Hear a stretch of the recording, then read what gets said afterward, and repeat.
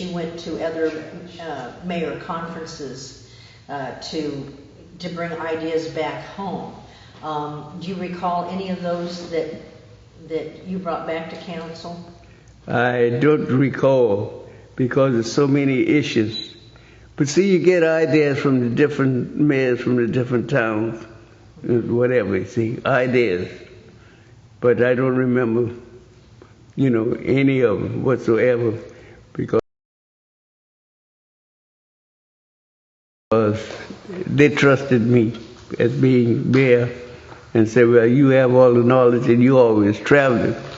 And so they trusted me on that, but that's the most important one. With the Royal Oak Shopping Center, as I said, is that it was nothing but a ball field. Mm-hmm. And you were mayor for 38 years? 38 Is that correct? Total. If somebody was going into public service now, as a mayor, a lot of things have changed, everything. What advice would you give them? What advice I would give them? Mm-hmm. I know that there's a lot of things that's going on now. Is to really get involved. In other words, don't sit home and expect things to happen.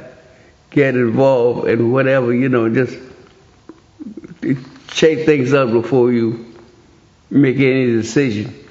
Because sometimes you really can make the wrong decision too, and then you'll be hung too.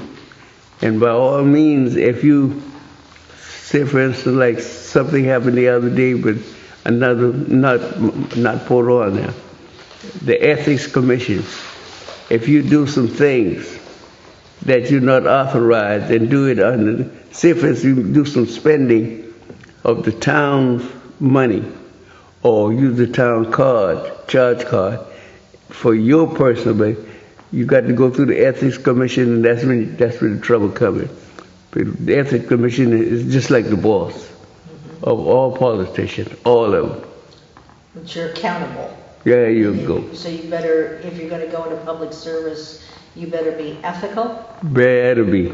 And be prepared to be accountable. If you're dealing with the public and use the public funds, you better be careful because the Ethics Commission, they'll get you.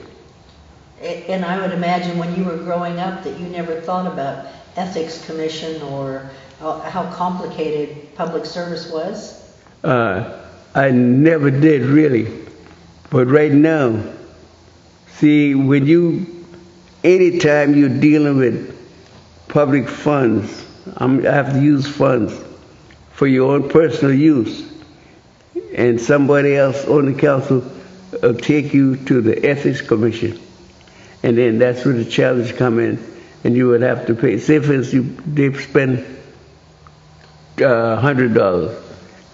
You better give an account for that $100, what it's spent for, because it's for your, out of the town's fund. And then you have to give an account because you're using it for yourself.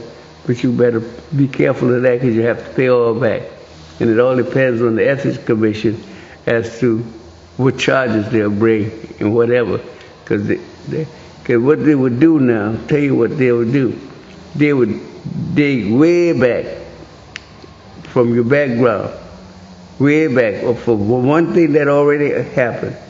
They'll go dig way back and bring up all that stuff in front of you. Because the Ethics Commission, they're the boss. So you better be squeaky clean. Better be good and clean. Yeah. And I know you have some hobbies such as gardening. Have you always been a gardener? Yes, ma'am. Yes, ma'am. I love to plant. And let me tell you another thing what's going on right now. If you look on my front porch, you'll see a pot with some bell pepper growing in a pot. But I just love the garden when I was, whatever. And See, when I could get around, I would use a hoe and, sharp areas and put my seed in the ground. But right now, what I'm doing now is being stingy and putting in the flower pot. So when you were growing up, did your family raise crops? Did they also garden?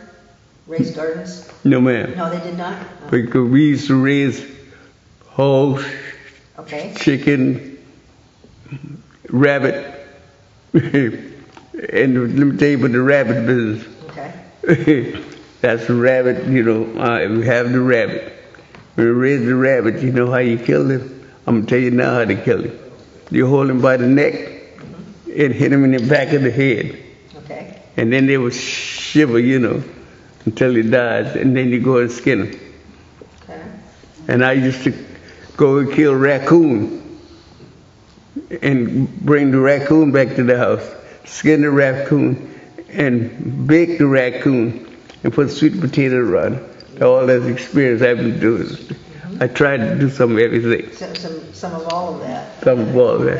And also you probably learned how to kill chickens too. Oh yes, goodness. Mm-hmm. Yeah. Chicken is everything else. Mm-hmm. Chickens, get them ready for Sunday dinner. And I had to do all of those things because I was the oldest and the older one at the house, and I had to do all of those things, kind of, take care with my sisters and brothers, that was living together. We even had a wood stove, I'll tell you this too.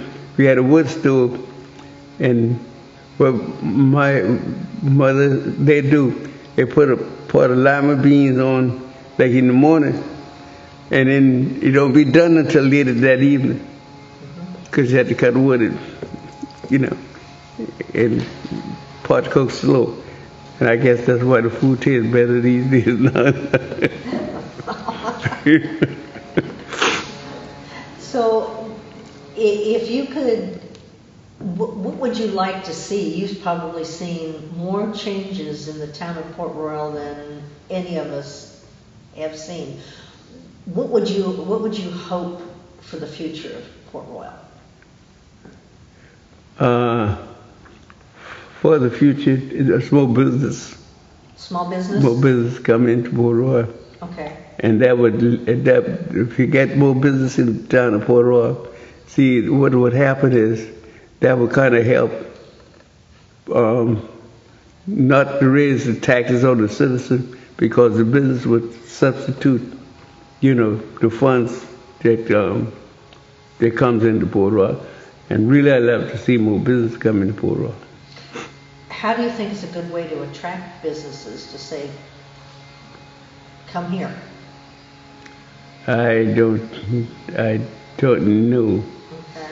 I don't know exactly. You've seen probably a lot of businesses come in, or leave, right. Like that. Okay. Yes, ma'am. And now I want to talk to you about